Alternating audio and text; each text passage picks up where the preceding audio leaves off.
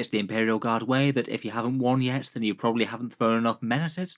Let's talk tactics for the heroic lasgunning infantry squads of the Astra Militarum.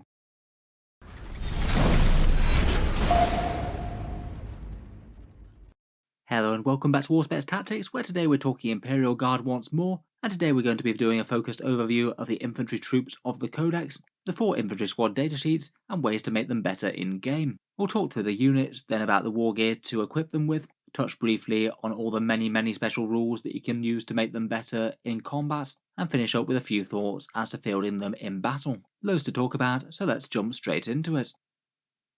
So first up, let's talk through the various datasheets. First up, we have the standard infantry squad, a troop's choice for 65 points, and all the different flavors of infantry squads get a few useful keywords: corps, platoon, infantry, the infantry squad 1, and regimental. Their stat line's fairly unassuming, but they don't cost all that many points. They hit on 4s, strength and toughness 3, a single wound and attack, leadership 7 on the sergeant, and 5+ saves from flak armor, which can mean that getting cover for them is kind of useful. The majority of the infantry squad wargear throughout the Codex is free normally, and one of the main things that differentiates them is what flavours of special wargear they get. The standard infantry squad gets the choice of a special weapon and a heavy weapon, whereas things like the Cadians and the Death Corps get more specials. I feel like the standard squad getting a heavy weapon is perhaps a lot more tempting for camping home field objectives where it doesn't have to move, maybe blazing away with a las cannon each turn, or firing with a mortar from out of line of sight. They'd probably be my 2 favourite heavy weapon choices, maybe with something like a sniper rifle or a plasma gun in addition, things that can fire at least a reasonable range. You get a Voxcaster for free, which is quite handy for broadcasted orders and also inflexible command, the secondary.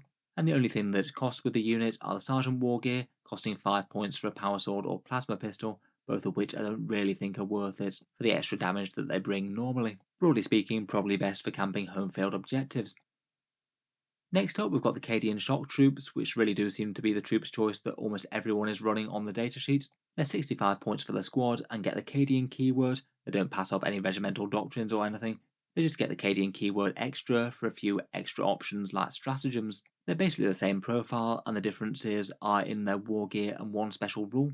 For their wargear, the difference between the standard infantry squad is they lose a heavy weapon but gain an extra special. For some reason it is worded pretty weirdly on the datasheet, saying that you can't take any more than 2 selections of the same weapon, which is kind of redundant as you can't take more than 2 anyway. My guess is that as the 10-man kit comes with 1 of each special weapon, you're only probably intended to take 1 of each, so I'd certainly be braced for an FAQ saying that you can only take 1 of each choice rather than 2 of any. The unit can't take sniper rifles, and all other wargear is free. Again, they get the Voxcaster, and for the sergeant you don't get power swords or plasma pistols, but can take a fun drum-fed auto gun, which gives you rapid fire 2 at strength 3 rather than the standard las gun. On top of that, the shock troop special rule gets you extra hits on 6 with the las guns and las pistols. Those extra 6s don't count towards born soldiers or anything though, so they will be as extra attacks at strength 3 AP 0. In general though, most people seem to be seeing the Cadian shock troops as the optimal squad to run. The special weapons can move and shoot without penalty, which is pretty nice, unlike the heavies. The las gun special rule is nice, and access to the Cadian stratagems gives you access to a couple of really quite good ones, particularly their transhuman physiology equivalent. Moving on, we've got pretty much agreed as the universal bad choice of the Codex, the Catachan jungle fighters. For some reason they cost more than Cadians at 70 points, get 2 flamers in the squad and a Vox for free, but there's no other wargear options on the squad or the sergeant. I'd say that flamers are a bit less overwhelming than things like plasmas or melter guns, so that's not exactly the biggest thing in their favour, and even anti-infantry duties the Cadians will do quite well with their exploding 6s. I guess the main selling points of the unit are that you get exploding 6s to hit in melee, and also the Catachan keyword, which helps out with the vicious trap stratagem and makes them a bit better with Harker. But in general, they just seem flat worse than the standard Cadian unit, even if they cost the same, which they don't. Exploding 6s to hit in combat is just far worse than at range.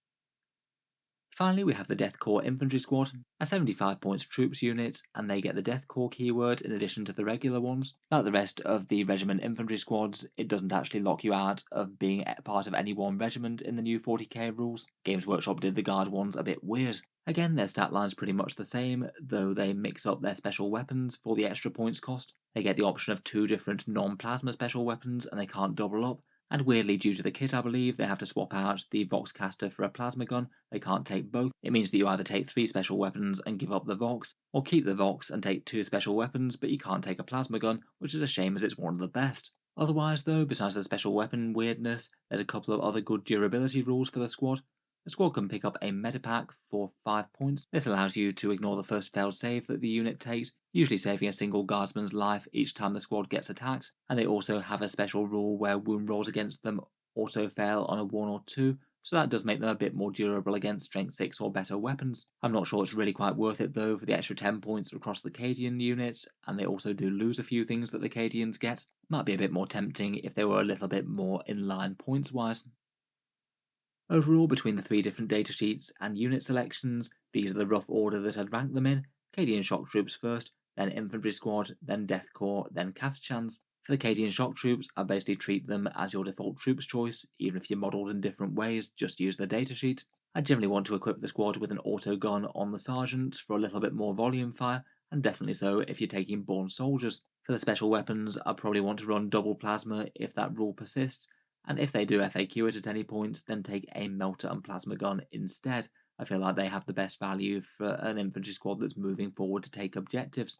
Next up, I rank the infantry squad, equally cheap and has a bit of a niche if you want to hold some home field points. For the heavy weapons, I'd take mortar or las cannon, and for the special something long range like a plasma gun or sniper rifle, and probably a cheap bolt gun on the sergeant. For the death corps, I feel like the medic is probably one of the better reasons to take the squad, and for the unit in general, I'd be most tempted to run them in somewhere where space is limited, say if you just want to have a slightly tougher guardsman unit hiding inside a chimera or something. For the special weapons, I'd take a melter gun plus either a flamer or grenade launcher, I think, for the bonus ones, the bolter on the sergeant, and then the plasma gun or boxcaster would depend on how they're getting orders. If they were just jumping out of a chimera, then maybe the Vox might not be that useful. It also depends on whether or not you're planning to take that inflexible command secondary, and how close they'll be to officers in your game plan. Lastly, for the Catachan jungle fighters, unfortunately in their current form I just wouldn't run them, but if you wanted to make them work, of course they get their flamers. You might be tempted to include Sergeant Harker as it makes them a little bit more interesting. In general though, it does seem that in most competitive lists, the vast majority of people seem to just be running Cadian shock troops and nothing else, so I feel like maybe the infantry squads have a little bit more of a niche than people perhaps give them credit for,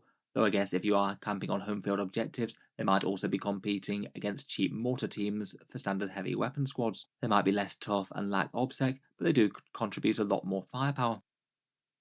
Moving on, let's talk through all the various different buffs and things that the infantry squads can pick up, and start out with the regimental doctrines. As the mainline infantry of the Codex, just about all of these are useful in one way or another. Though I would perhaps say that Born Soldiers, the stock default one, might be one of the most useful out of any of them.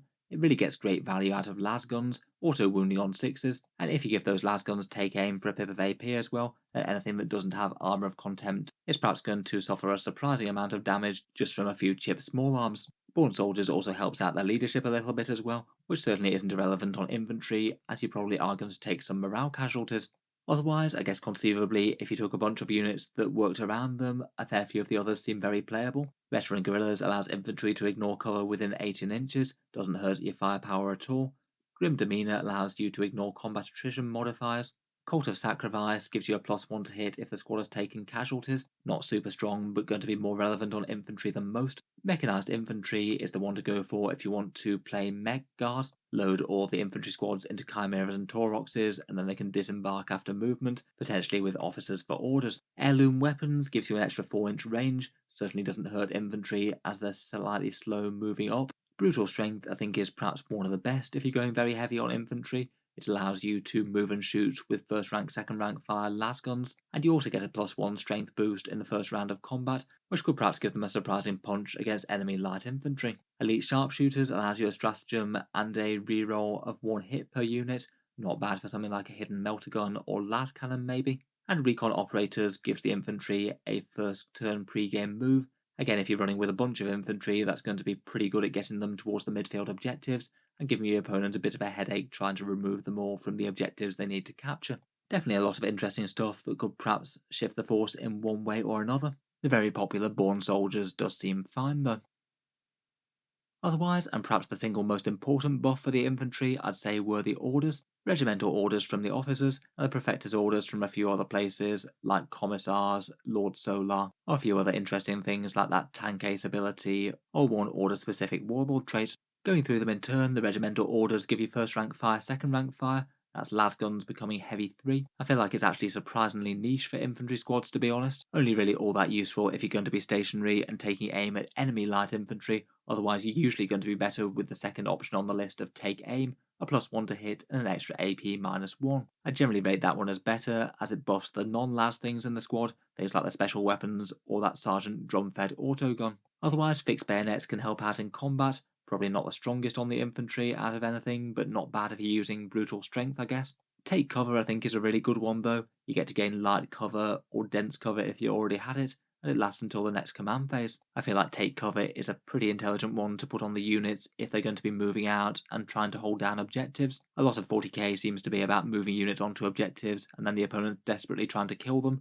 and this of course helps you out massively with that. It definitely has the potential to matter a lot more than take aim in some cases if you don't think that the squad's damage output is going to be spectacular anyway. Move remains very good, an extra +2 inches to your move, and if you advance you automatically get a 6, so that's going to be a absolutely reliable 14-inch movement out of an infantry squad. It means that you can know whether or not you're getting to an objective with absolute certainty, and it's pretty awesome for jumping the squad up behind cover and hiding from the enemy's line of sight. I feel like it's going to be a particularly popular one either towards the start of the game or towards the end, making a massive break for it for objectives. It could always be an interesting one for just throwing an infantry squad up in the enemy's face and potentially blocking their movement with some chained out models. Lastly, suppression fire I think is pretty niche, but occasionally that could be handy. If your unit shoots one enemy infantry unit and you score 5 or more hits, then you hand out a -1 to hit modifier. Perhaps a little bit more of a shaky one, I feel like that's kind of niche in application. But if you can afford to pass up the others for a turn and the enemy's got say a big Death Star unit with a whole ton of shooting, then cutting its damage output seems pretty viable. Overall though, for say an officer supporting a bunch of infantry squads moving onto objectives and things, I'd be weighing up between take aim, take cover and move each turn. You just have to try and analyse the battle and decide whether or not extra damage, movement, or durability is going to be the main thing that's going to contribute towards you winning the game. Otherwise, we've got the 6 options from the commissars as well. I feel like these are perhaps less predictably useful than the standard regimental ones, though in the right situation they could be very brutal against the right foe. Get back in the fight allows you to fall back and shoot, definitely a handy one to have about. Forwards for the Emperor allows you to move and advance and still shoot as if stationary, a little bit better than move if you are still planning to shoot and you don't need something crazy like 14-inch movement. At all costs, for the infantry squads can count you as one extra model if you've got OBSEC. I guess occasionally if you can just calculate that that's going to tip the balance between securing an objective or not, could be worth it, but I feel like often you might just be able to shoot dead the enemy unit on the objective, so it's perhaps a bit more niche and better on other things like Bulgrin maybe. Duty and Honour is pretty handy for the secondary game, allowing you to do actions even if you fell back, and you can advance and do actions and still shoot. Quite a nice little package of buffs there, pretty handy if you need to raise a banner or something. Show Them Steel, Show Them Contempt is +1 leadership and a 5+ save against mortal wounds, basically a durability buff if you're about to take a whole bunch of smites from Thousand Suns or something. And finally, Remain Vigilant is a really nasty one to deploy against armies like Genestealer cults that rely on charges from reserve. Units can't set up within 12 inches of the ordered squads, potentially zoning out big sections of the battlefield, and they also get 5+ to hit if they shoot Overwatch. I feel like a lot of the Commissar orders are just maybe a bit more situational, but very handy when they matter. If you're going to choose one or the other, then probably the regimental ones are more useful. I guess if you're building as part of a battle plan, then the Duty and Honour one could be kind of good for trying to raise flags in the midfield, if you have set up a guard squad right on the edge of your deployment zone. Otherwise, for the other various different character buffs, then you can get rerolls from Lord Solar, the commandants like the Castellan, Strachan and Krieg, and the Cadian command squad standard for reroll 1s to wound. I guess Lord Solar could conceivably target an infantry squad for 4 rerolls to hit and wound, but I feel like that's almost certainly going to be better off placed either on tanks or on Catachan.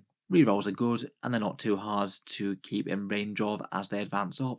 For special characters, Krieg can give you a +1 strength to the las guns, which is really quite nice. Definitely going to be punching a little bit harder against anything that's toughness 3 or 4 there. Strachan and Harker can also help out in their own ways. I still feel that Harker's probably not worth it to be bothering with the Catachan Jungle Fighters datasheet. Though Strachan's kind of fun in that he makes their melee a bit better, getting 6s to hit auto wounding on guard melee, though I still don't think it gets to the point of making them good. It's still a very decent commandant though, with a fairly good fighting profile as well as his orders. I feel like command squads are going to be particularly popular to buff the infantry units. They're the only ones that can broadcast orders through the Vox system with their Master Vox. That means that you can get some good going long range orders, even if they're out of normal range of them. A lot more important now that orders are done in the command phase and not at the start of shooting. And the command squad does help out with its other benefits, particularly the standard and the finial of the Nemradesh first relic. That one's great to have in the midst of just about any shooting that the guard can deploy. Otherwise, Psychers could potentially throw out a bit of extra durability to squads and objectives.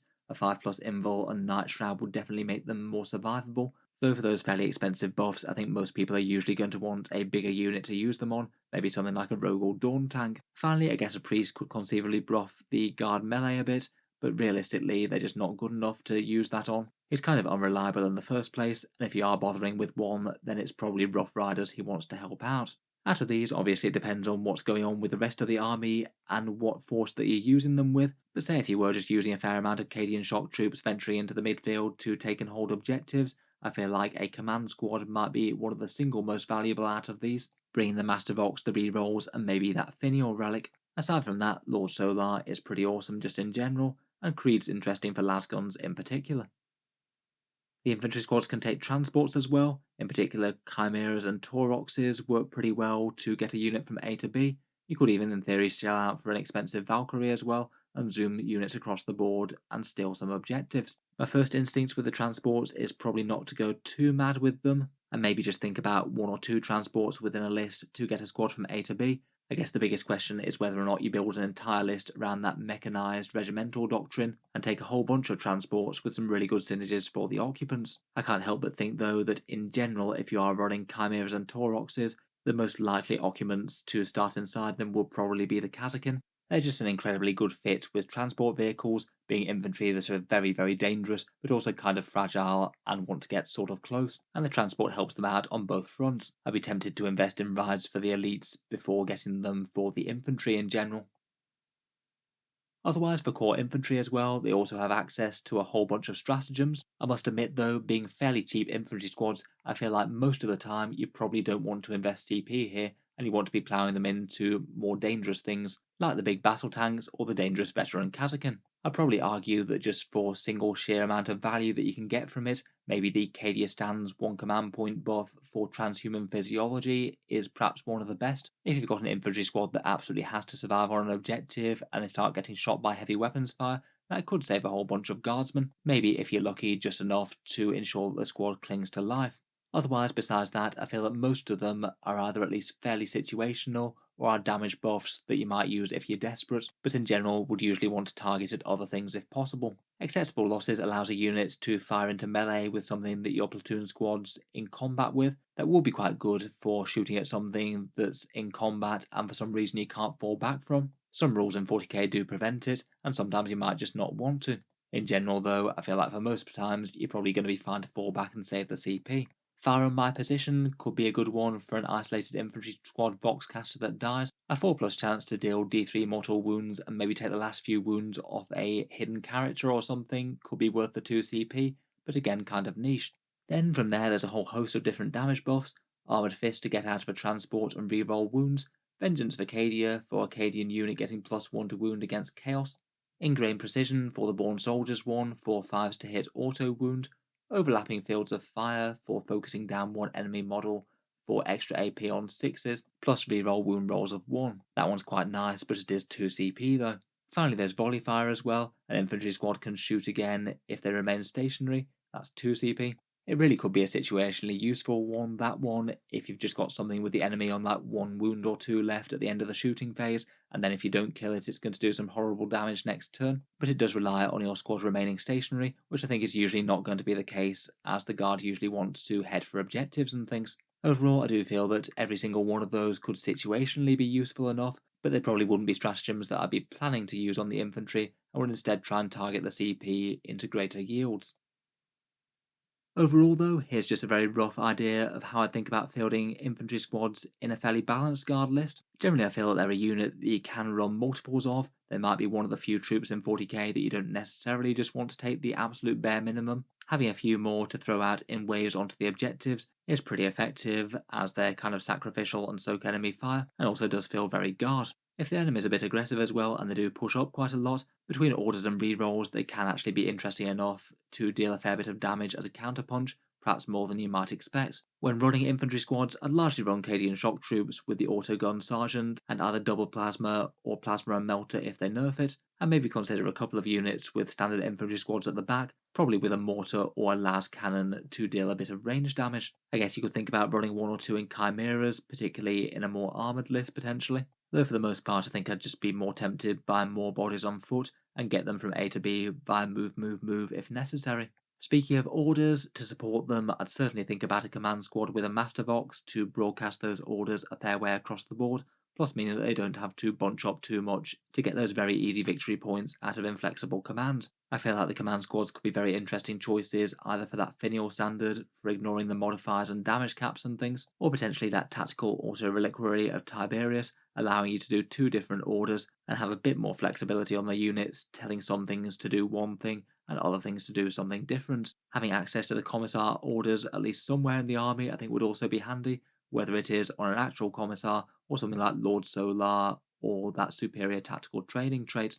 In game, I think Games Workshop have been successful in making infantry squads into a unit that you can react quite differently to different games. I feel like the biggest challenge of commanding them is deciding which orders that you're going for and who's going to be affected by them. Perhaps early in the game, I'd think about using move, or take cover when the units are exposed, so they're going to at least soak up a bit more fire. If the enemy gets within rapid fire range, then maybe think about swapping out for take aim to try and bring them down with some mass volume fire. In general, I largely want the infantry squads to be trying to score the objectives, piling bodies onto the primary objectives and forcing the opponent to deal with them or accept lower scores, and at the same time doing as many secondary objectives as possible. Boots on the ground is pretty easy when you've got a whole bunch of infantry squads moving around. Inflexible commands really not hard with those master voxes, and they're also pretty decent targets for doing things like raising banners as well. All the while, I'll be trying to hide as many of them as possible, either in cover or out of line of sight. If not, then they're probably going to evaporate fairly quickly to small arms fire. I do think it's interesting though that you could potentially play infantry squads just very differently within the Codex depending on the greater context of the list. I feel like running them in that balanced way is probably going to be the optimal one, but you certainly could go mass infantry in a couple of different forms, either things like massed mechanized guardsmen, maybe with chimeras and tauroxes and the mechanized trait, or really committing to all infantry and playing foot guard, aiming to take more bodies than the opponents have bullets, and maybe get to some sort of critical mass where they just don't have the anti-horde firepower to clear all your bodies off the objectives. For that kind of playstyle, I do feel that's going to be somewhat impractical when your standard guardsman is essentially 6.5 points per model for a 65-point unit of 10.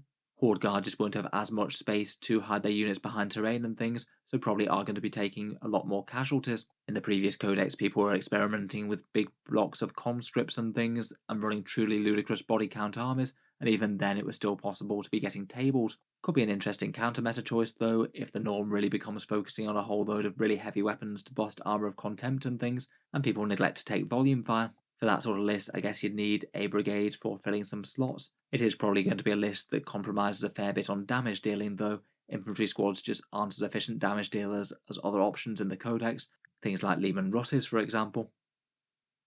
So anyway, I think we'll just about leave that there for the infantry squad. Probably overall takeaway is the Cadian shock troops look great. I'd generally be using them more for durability and expendable objective holding more so than damage, but if the enemy gets a bit too bold then they can certainly switch roles at least fairly effectively, particularly if they've got buffs like that finial standard and some good orders on the go. Look forward to hearing your thoughts down in the comments though. How have you guys been using your infantry squads in game, and how are they performing in the new book? Look forward to hearing all your thoughts as always down in the comments. If you've enjoyed the video, then feel free to subscribe to Auspex Tactics, or I'll certainly be keeping the regular guard videos coming. I'll be reviewing plenty more of the units in the Codex. If you'd like another guard video to watch, I'll link my Lehman Russ review video down in the video description. That one goes into a similar level of detail talking about the most iconic battle tanks.